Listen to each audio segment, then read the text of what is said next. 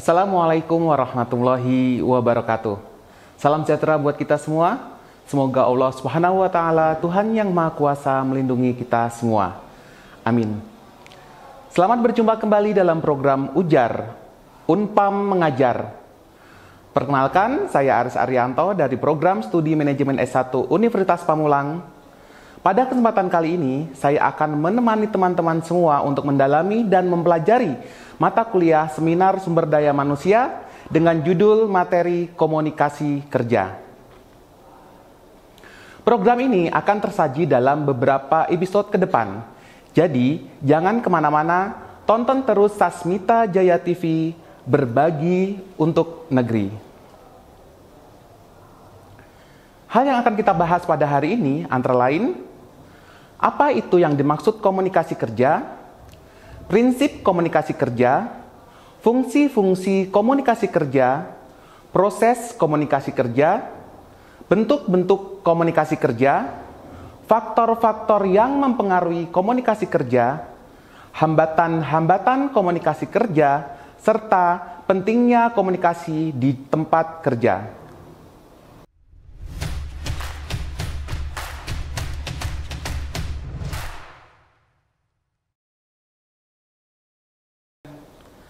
Baiklah Sobat Ujar, marilah kita mulai penjelasan materi ke-20 mengenai komunikasi kerja. Apakah Sobat Ujar sudah mengetahui apa itu komunikasi kerja? Manusia sebagai makhluk sosial memerlukan komunikasi untuk berinteraksi dengan manusia lainnya.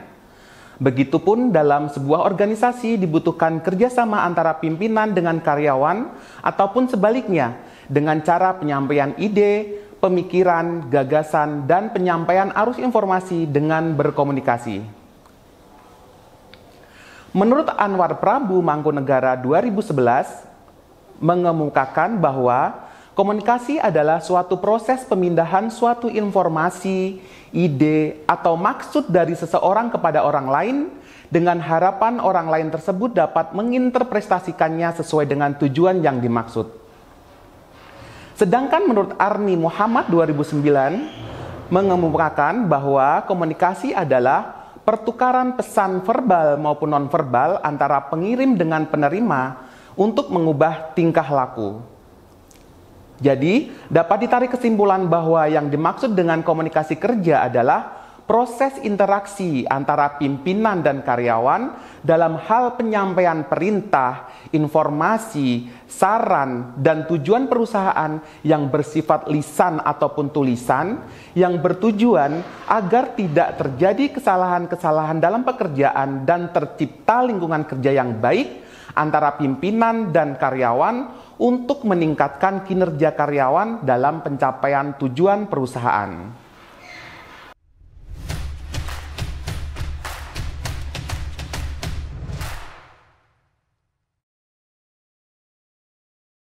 Baik, kembali lagi bersama saya Aris Arianto dalam program Ujar, Unpam Mengajar dengan mata kuliah Seminar Manajemen Sumber Daya Manusia dengan judul Komunikasi Kerja. Tadi di awal sudah kita singgung bahwa komunikasi kerja adalah proses interaksi antara pimpinan dan karyawan dalam hal penyampaian perintah, informasi, saran, dan tujuan perusahaan yang bersifat lisan ataupun tulisan yang bertujuan agar tidak terjadi kesalahan dalam pekerjaan sehingga tercipta lingkungan kerja yang baik antara pimpinan dan karyawan untuk meningkatkan kinerja karyawan dalam pencapaian tujuan perusahaan. Lalu apa prinsip dan fungsi dari komunikasi kerja? Prinsip komunikasi kerja untuk dapat memahami hakikat suatu komunikasi perlu diketahui prinsip dasar dari komunikasi tersebut. Yang pertama adalah komunikasi adalah suatu proses, bahwa komunikasi itu suatu serangkaian kegiatan yang terus-menerus yang tidak mempunyai permulaan atau akhir dan selalu berubah-ubah. Yang kedua, komunikasi adalah sistem. Bahwa komunikasi terdiri dari beberapa komponen dan masing-masing komponen tersebut mempunyai tugasnya masing-masing. Yang ketiga, komunikasi bersifat interaksi dan transaksi. Dalam kehidupan sehari-hari, komunikasi yang kita lakukan tidak seterusnya prosesnya. Banyak dalam percakapan tatap muka kita terlibat dalam proses pengiriman pesan secara simultan dan tidak terpisah. Yang keempat, komunikasi dapat terjadi disengaja maupun tidak disengaja. Komunikasi yang ideal terjadi apabila seseorang bermaksud mengirim pesan tertentu terhadap orang lain yang ia inginkan untuk menerimanya. Tetapi kadang-kadang ada juga pesan yang sengaja dikirimkan kepada orang yang dimaksudkan, tetapi sengaja tidak diterima orang tersebut, tetapi diterima oleh orang lain dengan disengaja. Lalu apa fungsi komunikasi? Komunikasi mempunyai beberapa fungsi, antara lain yaitu yang pertama instruktif. Yaitu komunikasi dalam hal ini berfungsi untuk memberikan instruksi, perintah dari atasan ke bawahan. Yang kedua adalah evaluatif, yaitu komunikasi berfungsi untuk menyampaikan laporan dari bawahan kepada atasan. Yang ketiga adalah fungsi informatif, yaitu komunikasi dalam hal ini berfungsi untuk menyampaikan informasi atau berita. Yang keempat sebagai fungsi influencing, yaitu komunikasi dalam hal ini berfungsi untuk memberikan saran-saran, nasihat dari seseorang kepada orang lain. Selanjutnya adalah proses komunikasi. Dalam proses komunikasi terdapat beberapa komponen pokok, antara lain sebagai berikut. Yang pertama yaitu pengirim, yaitu orang yang mengirim pesan.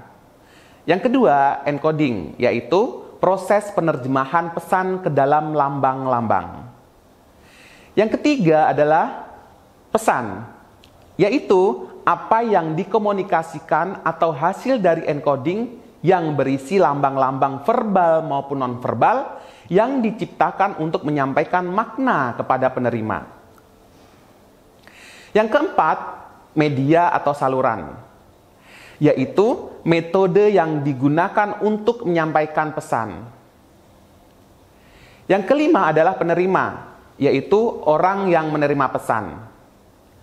Yang keenam adalah decoding, yaitu proses penerjemahan lambang-lambang ke dalam pesan yang mempunyai arti. Serta yang ketujuh adalah gangguan, yaitu setiap faktor dalam proses komunikasi yang mengganggu pertukaran pesan dan tercapainya pemahaman yang sama. Yang terakhir adalah umpan balik, yaitu tanggapan dari penerima terhadap pesan-pesan yang telah ditafsirkan. Lalu apa saja bentuk dari komunikasi kerja? Adapun bentuk komunikasi kerja yaitu pertama komunikasi vertikal, ke bawah dan ke atas. Komunikasi vertikal ke bawah adalah komunikasi dari satu jenjang dalam kelompok atau organisasi ke jenjang yang lebih rendah. Misalnya, seorang manajer berkomunikasi dengan bawahannya. Lalu komunikasi vertikal ke atas adalah komunikasi ke jenjang yang lebih tinggi dalam kelompok atau sebuah organisasi. Yang kedua yaitu komunikasi lateral. Adalah komunikasi yang terjadi antara anggota dalam kelompok kerja yang sama, antar manajer pada jenjang yang sama, antar setiap individu dari jenjang organisasi yang sama. Faktor-faktor yang mempengaruhi komunikasi. Faktor-faktor yang mempengaruhi komunikasi antara lain yang pertama yaitu keterbukaan. Kurangnya sifat terbuka antara pimpinan dan karyawan atau bawahan akan menyebabkan pemblokan atau tidak mau penyampaian pesan dan gangguan pesan.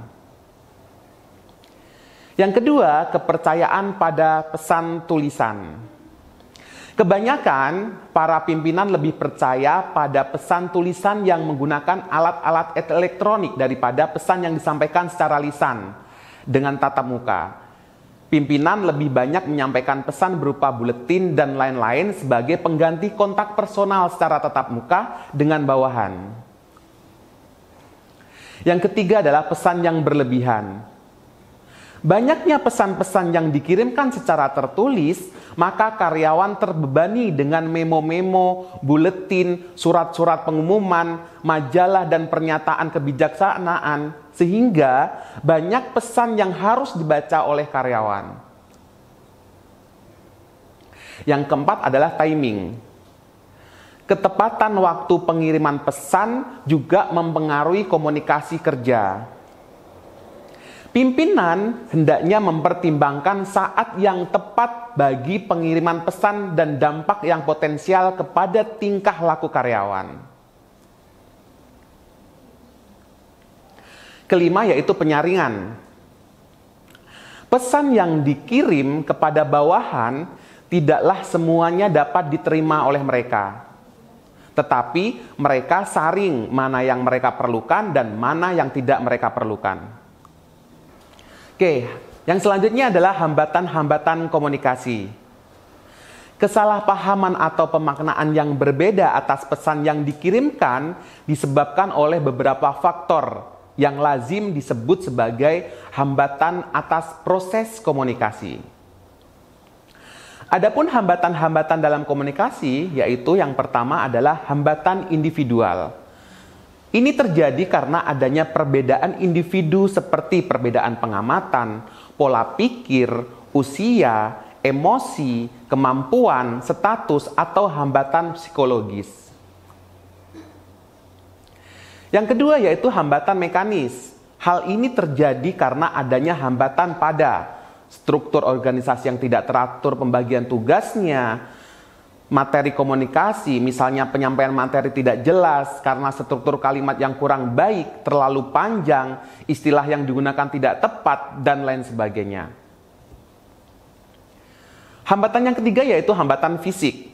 Terjadi antara lain karena misalnya pemilihan media alat komunikasi yang tidak tepat atau alatnya rusak, jarak yang terlalu jauh antara pengiriman dan penerima, kondisi lingkungan, misalkan suara yang bising atau gaduh.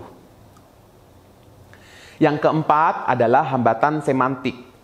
Hal ini terjadi karena sebuah kata yang memiliki arti yang berbeda-beda atau lebih dari satu arti, sehingga menimbulkan interpretasi yang berbeda pula. Lalu apa pentingnya komunikasi di tempat kerja?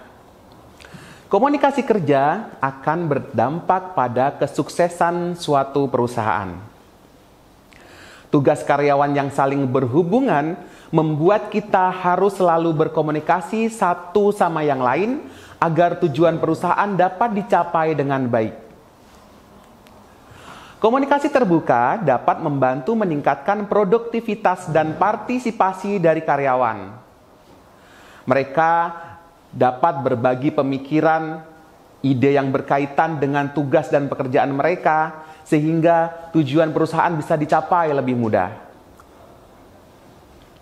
Dalam sebuah perusahaan diperlukan komunikasi yang baik antara sesama karyawan ataupun atasan untuk mencapai sebuah tujuan perusahaan yang diinginkan.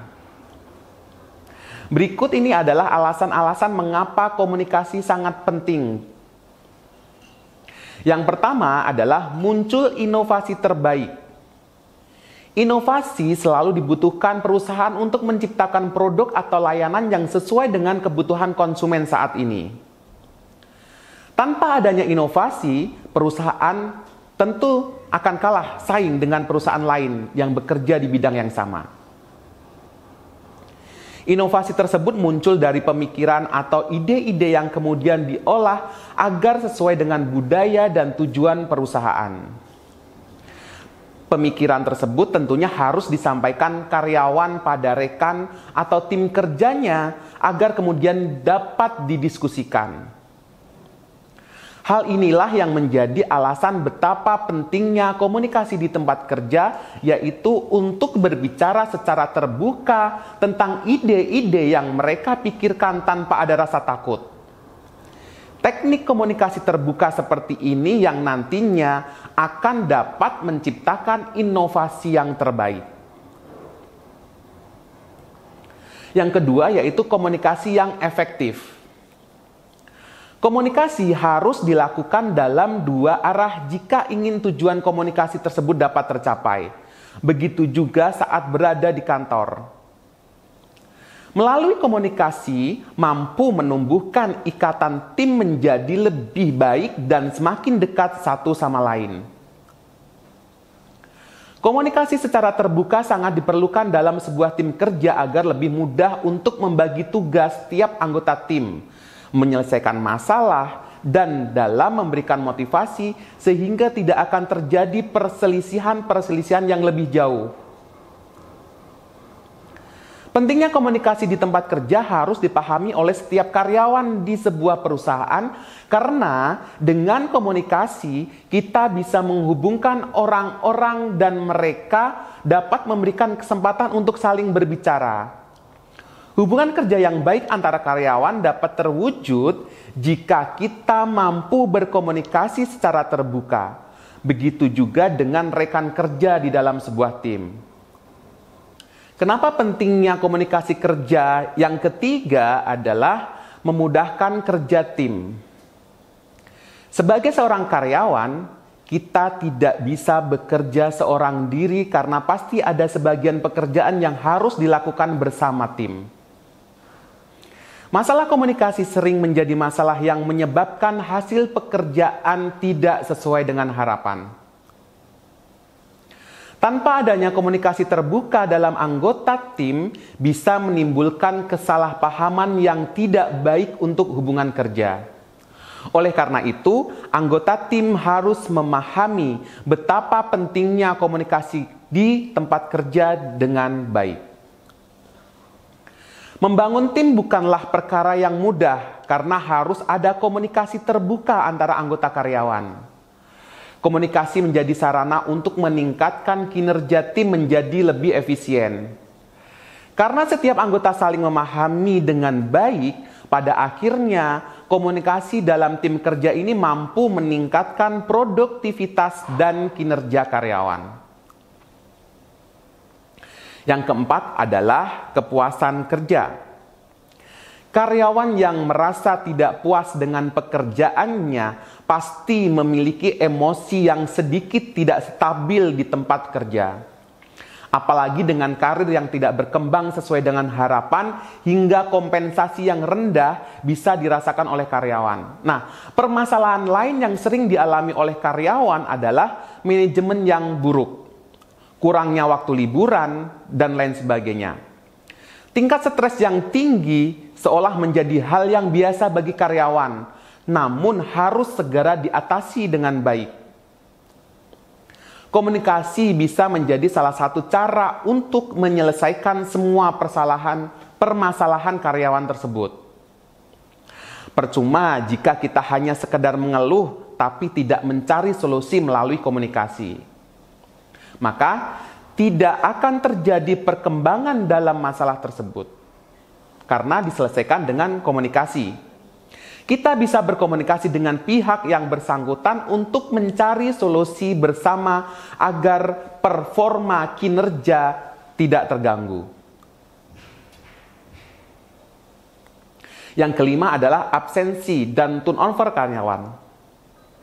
Karyawan yang merasa bosan atau lelah dengan pekerjaannya mungkin lebih sering bolos kerja atau keluar dari pekerjaan tersebut.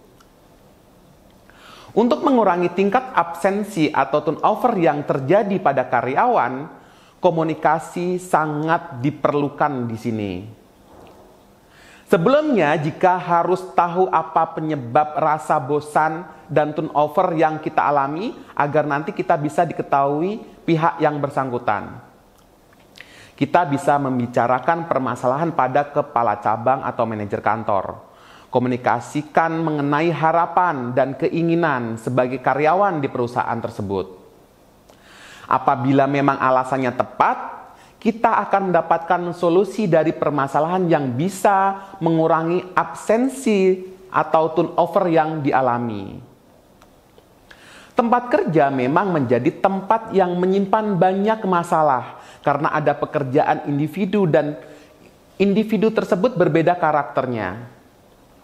Sebenarnya, masalah itu bisa diselesaikan apabila kita sudah memahami pentingnya komunikasi di tempat kerja.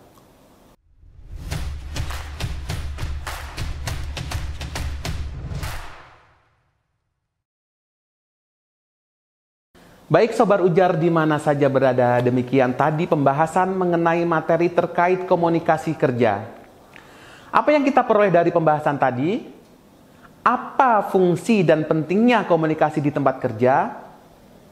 Tentu setiap perusahaan mempunyai tujuan yang sama dalam menggunakan komunikasi kerja, yaitu agar hasil dapat meningkatkan kinerja karyawan sehingga mencapai target perusahaan. Nah, Sobat Ujar tentunya juga bisa memilih cara mana yang akan dipilih dalam dunia kerja maupun dalam dunia bisnis masing-masing.